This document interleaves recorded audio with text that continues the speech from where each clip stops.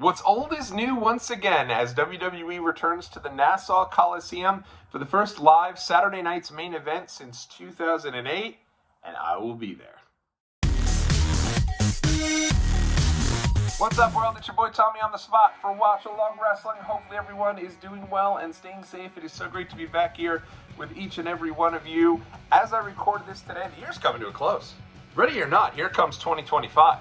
I mean, we are less than 2 weeks away from Christmas Day. We are less than 3 weeks away from the end of the year. And while I have already put on my planning hat for my wrestling trips for 2025, and I've got a lot of really fun stuff in the works, we ain't done yet. 2024's got one more on the horizon for me, and it takes place this Saturday night, Nassau Veterans Memorial Coliseum. I can't believe that they're hosting a premium live event. I know it's more of a TV special, but this is being treated like a premium live event at the Nassau Coliseum. I honestly did not expect that we'd be back at the Nassau Coliseum for PLE, and yet here we are, and I'm very excited for it. This is the first premium live event, I believe, at Nassau Coliseum since the first ever WWE Women's Evolution pay-per-view, which was a lot of fun, an event I had gone to with my wife and my brother-in-law, and it's just, it was such a great night, such a really cool evening. It's a shame they never brought that back. I think WWE at the time was under the impression that, you know, Ronda Rousey sold a lot of tickets to that show, and I do believe that she did, but I did think that going into 2019, with how deep the women's roster was, they absolutely could have done another Evolution show, but 'twas not to be. And so here we are, 2024, and WWE is not only returning to Nassau Coliseum, but is doing so with the return of Saturday night's main event. I am excited for this one. So let me get into kind of a little bit of the backstory of, I guess, my connection to Nassau Coliseum and what had me excited to go to this particular event. So I've talked in the past about how much Madison Square Garden has meant to me. That is the venue that my father took me to all the time growing up, all the house shows, all the different events. It was always Madison Square Garden for he and I. But on the opposite side of things, I was all things wrestling obsessed. And so when there were shows that were not at Madison Square Garden, but in the New York City area, my mother would take me. And sometimes this would be the Westchester County Center, which, believe it or not, WWE still does events at the Westchester County Center. Shout out to them. But more times than not, if it wasn't at Madison Square Garden, but was in the New York City area, it would take place at the Nassau Veterans Memorial Coliseum. And this became my favorite venue right there with Madison Square Garden. I don't know which one I like more because I had so many great memories with my dad, so many great memories with my mom, and so many memories at both of these venues. But for me, Nassau Coliseum over time became my favorite, and that's because as I grew a little bit older, I would end up graduating high school at Nassau Coliseum, and then from there went to school just up the road right there at Hofstra University.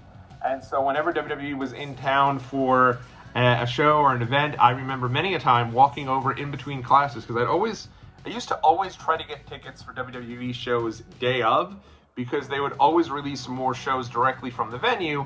And it used to be, and I don't know if it might still be this way, it used to be you can go up to the venue at the box office and buy the tickets right then and there, and then you'd be able to avoid all sorts of Ticketmaster fees and silliness that come along with those Ticketmaster fees. So it was something I would do every single time. And when I went to school, it was always, I'd go to class, and then in the middle of the day, usually have a break, and I would go over to Nassau Coliseum, and while I was doing that, the wrestlers, who normally had bell time, you know, check-in around the same time, 12 o'clock, 1 o'clock, were all staying right across the hall, or right across, I guess, not the hall, but right across the corridor, or right in town, just literally hop, skip, and a jump away at the Marriott Marquis. And so you'd see them all walking over from the Marriott to go into Nassau Coliseum. And it's a historic place because that is the place that, if you ever listen to Something Wrestle with Bruce Pritchard, he talks about how they went to that Marriott and celebrated when Vince McMahon got off for all of the, the steroid trial and everything to that extent. So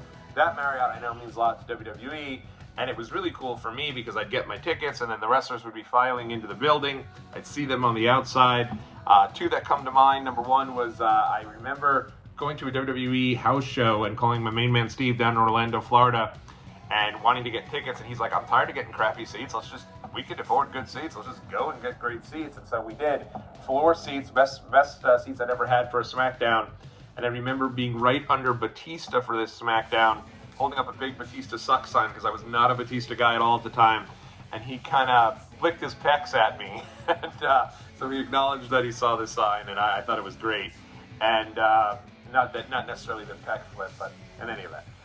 Then from there, I remember going and walking over and seeing the wrestlers walking into the building and seeing Tim White and letting out a big "Mr. White, that's not wise," and it kind of ticked him off. Like, you know, it was funny because he was with, I think it was Paul Burchill and Dave Miller, because remember, Dave Taylor rather. Dave Taylor, if you remember, was a part of WWE toward the end of 2006, which right around the time I was in college. So I was on the phone with, I think it was Steve, because he usually was the one to come to the shows with me, and I would be like, "Oh, hang on," I said, like, "I'll hang on a second," and I let out a big "Mr. White, that's not wise," and Tim White said, "Come on, bud," like, basically, grow up. Yeah, that's what he was trying to say. And I've met Tim White many a time through the years because he was always at autograph signings, and he was the sweetest man you'll ever meet. May he rest in peace. But I know it popped me huge when he did that, despite being pretty embarrassing, I guess, for him and me at the time. And then the other one that comes to mind, I was sitting at the edge of a parking lot, ready to go back down to school, and who should pull up next to me to ask directions to the Hooters but Victoria, who was obviously still with WWE at the time during that time period. So tons of memories at Nassau Coliseum.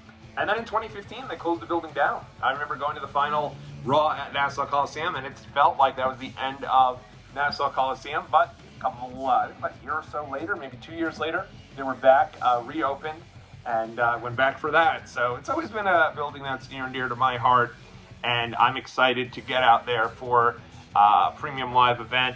It is going to be myself, my wife, and I believe my daughter. Now, my daughter's been a little topsy-turvy with all things WWE. She's a little afraid, and by a little I mean quite a bit afraid, of the Wyatt family, the new Wyatt Six, so to speak.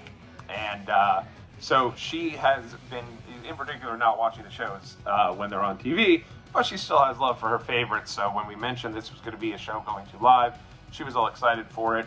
And so this will be kind of the last opportunity to get out to a WWE show here before the end of the year. My third premium live event trip, did SummerSlam, did NXT Halloween Havoc, and then now we'll be doing this one here to wrap up the year. And then I also had some fun around WrestleMania weekend. Still been dug deep into my reasons for not going to WrestleMania 40, but we'll do so here soon on the channel. So keep yourself locked in. But this should be great. I give WWE a lot of credit for trying to pull out all the stops. Now, historically speaking, WWE has come back with these Saturday night's main events. They've pulled out all the stops, and then they haven't done very well.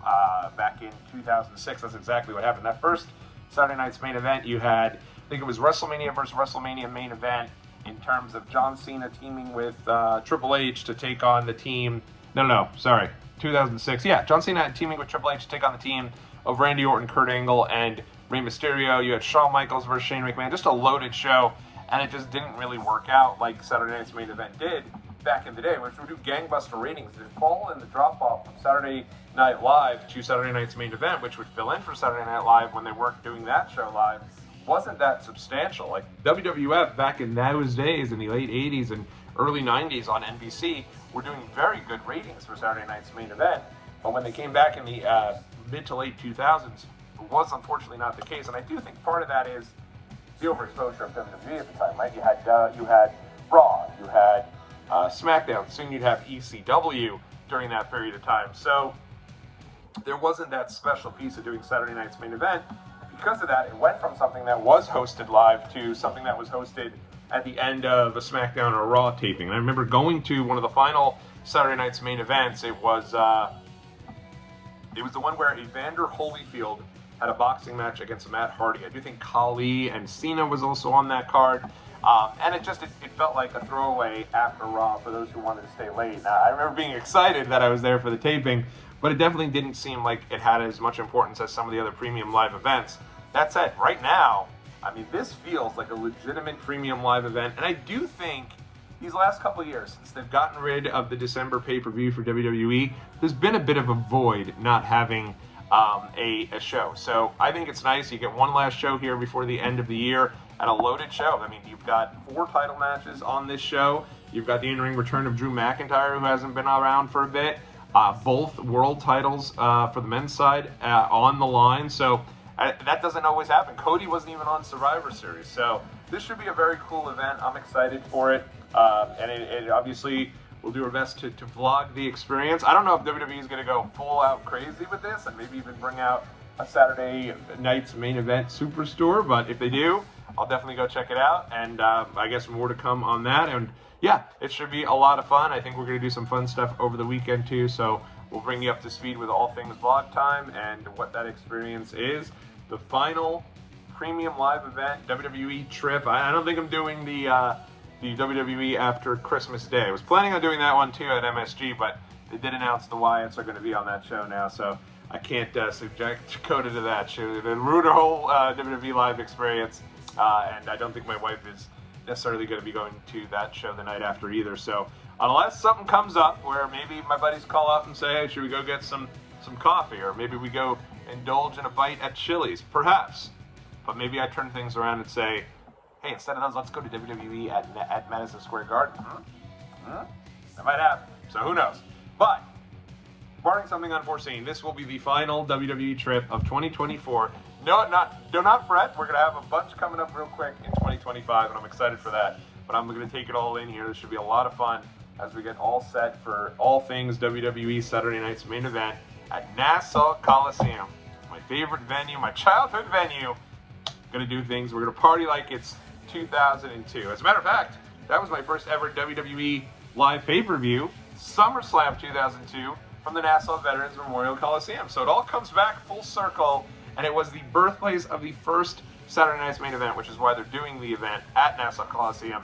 I don't know how much longer Nassau Coliseum is going to be going. I don't think they have any sports teams that are coming there and emanating from Nassau Coliseum, but hopefully this does well, and there's more shows that WWE brings to that venue, because a lot of history in that building, a lot of history around there. I know it's a new building, but still, that particular area, so many great memories. So I'm ready for it. I'm excited. And let me know if you are planning on attending Saturday night's main event in the comment section below. Until next time, everybody, dubs up all the damn time. Catch y'all next week.